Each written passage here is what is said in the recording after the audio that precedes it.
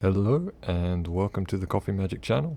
Today we're going to be taking a look at the top 5, or at least my top 5 picks for the new Phyrexia All Will Be One Magic the Gathering set.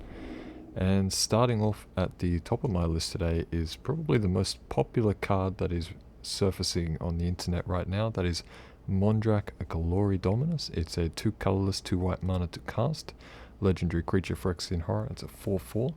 But before you jump ahead, considering that that the card has been discussed in depth, I believe it's somewhat of a dark horse in the sense that it's getting a lot of attention for the fact there seems to be a lot of mites and go wide strategies in the format, particularly focusing on the toxic mechanic coming back. We're seeing a lot of aggro decks that are likely going to want to build around Mondrak Glory Dominus with its first ability. That first ability, if you're not already aware, is where if one or more tokens would be created under your control, twice that many of those tokens are created instead. It's clearly an extremely powerful effect, and in a go wide aggro deck, it's going to potentially give a game-ending capability to an aggro deck. I would say though that there is probably a significant oversight from a lot of people that I've been reading different potential deck lists online, and that is this is still a 4-drop, and in an aggro deck you don't have a lot of utility or free casting options on the board around your 4th or 5th turn. Even if you're playing into a poison strategy, a toxic strategy, it's sort of a risky card to play in the sense that it is so powerful. It's a magnet for removal or counter magic, and I think building a deck around Mondrak Glory Dominus is not going to be very competitive. It's not going to give you the results that you're looking for, and that's simply because the card is so powerful. It's just going to be a must remove for any opposition that's viewing it across the board. It does have a slight buffer effect where for 3 mana or 1 colorless and 4 life, sacrifice 2 other artifacts and or creatures, you can put an indestructible counter on Mondrak Glory Dominus. There are some other cards that are floating around at the moment in the format that might give some added value to that sacrifice ability. But at the end of the day, it's quite a heavy price to pay for an indestructible counter. I understand the card is very valuable and you may want to protect it, but it's not guaranteed protection. Maybe if it was a indestructible counter and hexproof for a turn or something, that would be a little bit more sustainable, or broken perhaps is the better word. But where I actually see Mondrak having the most value is looking towards a blue-white or a green-white, or even a green-blue combo deck where the strategy for the deck is to go mid to late rather than early. And the reason for that is if you consider, actually even you could splash red as well if you want to consider things like Power Stone or treasure tokens. Mondrak it's not exclusive to creature tokens, so it's going to double whatever tokens come on the board, which is excellent. But where I see potentially game-ending threat value coming out is in your blue-white control, or your, let's say your blue-green ramping, or using white-green, a combination of board wipe with some super heavy late-game creatures. You may even be interested in splashing into black for some reanimate effects, which might give you tokens back. You could also use the Dollhouse of Horrors. There's also, obviously in red, you've got Kiki Jiki, Mirror Breaker. If we go to Planeswalkers, you've got Teferi, Temporal Pilgrim, which is a minus, I think it was a -2 ability. Will give you a token with a power and toughness equal to the number of cards in your hand at any given point in time. Also, it's obviously going to work very, very well with the Planeswalkers abilities, where you usually are subtracting a counter or 2 and you're going to get a 2/2 or 3/3 samurai. These are all excellent effects, and also if you're able to stack these even with some of the enchantments such as Wedding Announcement, or there was a new enchantment called Skrelv's Hive, which we'll talk about a bit later, but all these abilities that are going to give you effectively free of mana cost tokens on the board, and they're somewhat independent of a restriction of mana cost or casting,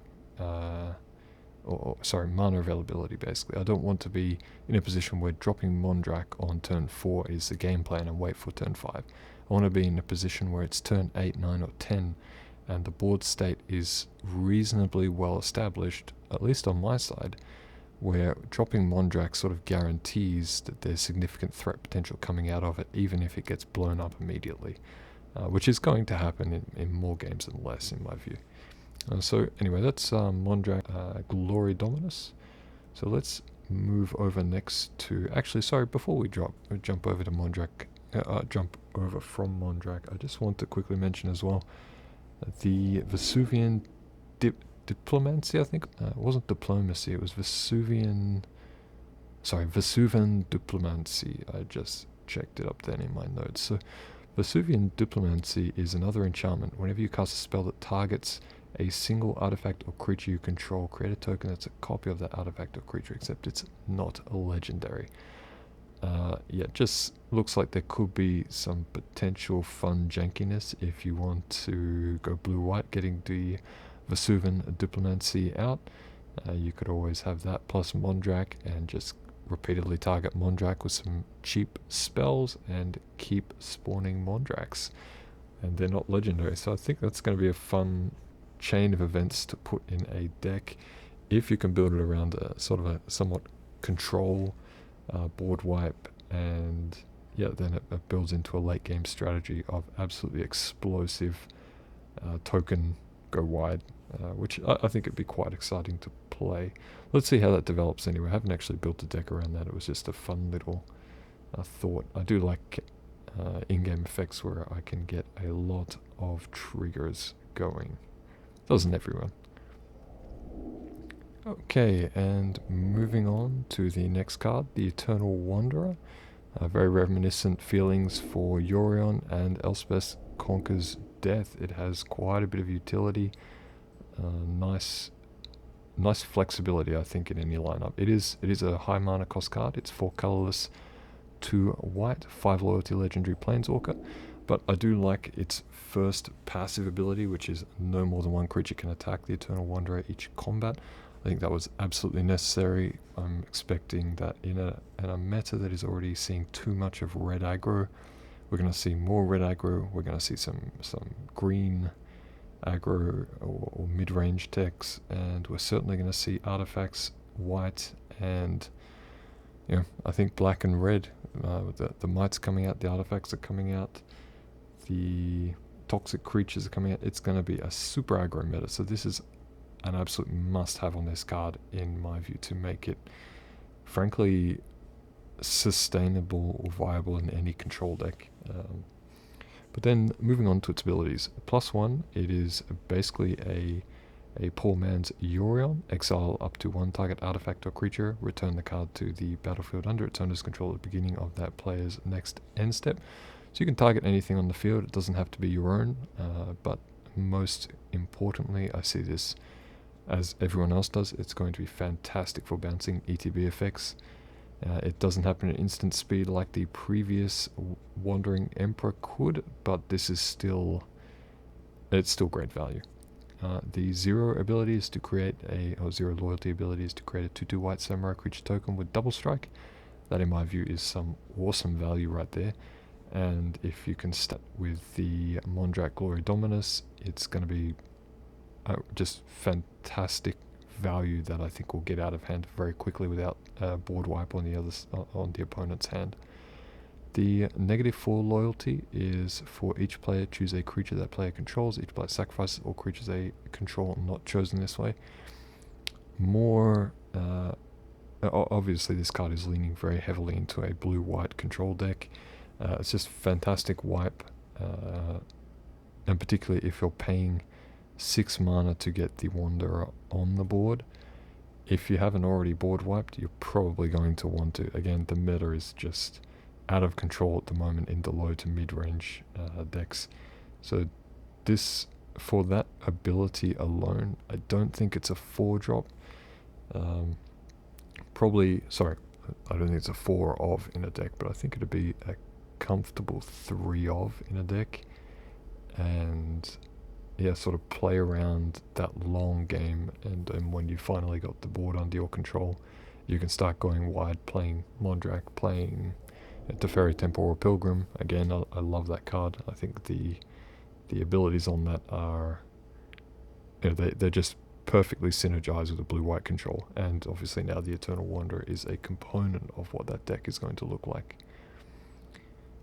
Moving on, the next card in white is Skrelv's Hive. It is a 2 mana, 1 colorless, 1 white enchantment.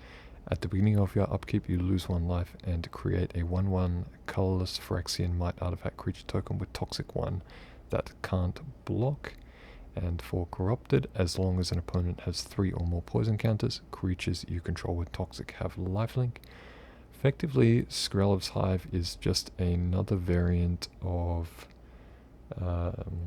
Wedding Announcement. I think it's absolutely a 4 of in any deck that is looking to go wide. Naturally, being an enchantment, it's a little bit harder to hit.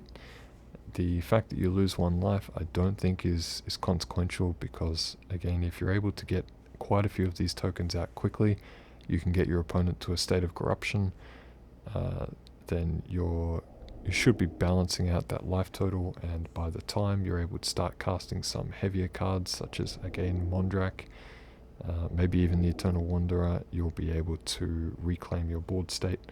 And yeah, I don't see the small cost of 1 life being too consequential in this. It's just a brilliant card design. It's cheap.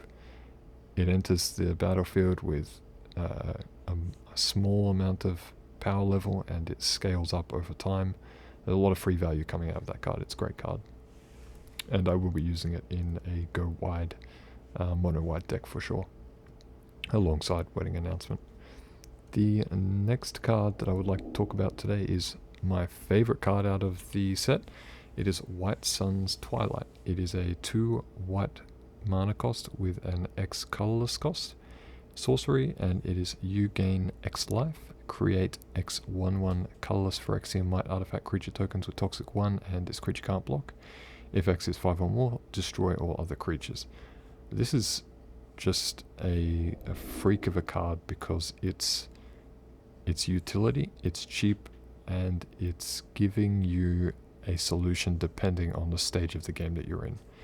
If it's the early game, mid game, you can cast this card for the fact it's going to gain you life.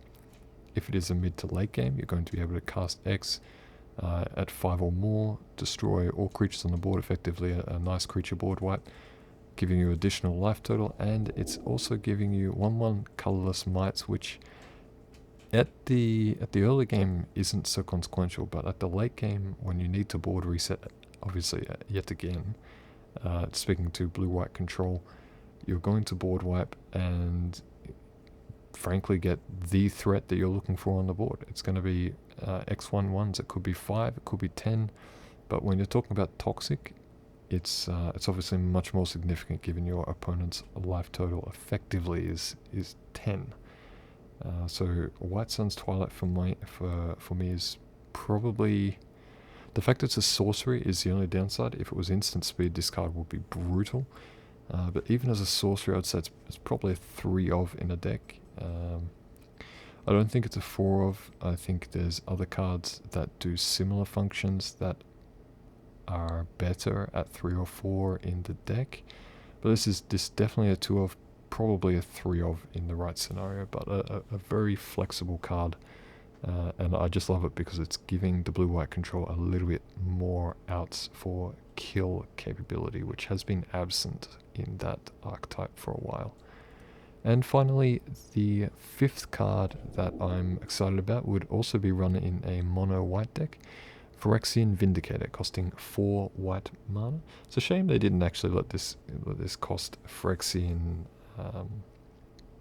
mana 2 life instead of a white mana, because whilst it would have been crippling at pay 8 life to cast it for free, it would have been very fun to see how the meta developed around that. It's not a legendary creature, so it's just a 5/5 Phyrexian Horror with flying. If damage would be dealt to Phyrexian Vindicator, prevent that damage. When damage is prevented this way, Phyrexian Vindicator deals that match damage to any other target. This is just insane because it's going to be able to target planeswalkers, players, and creatures.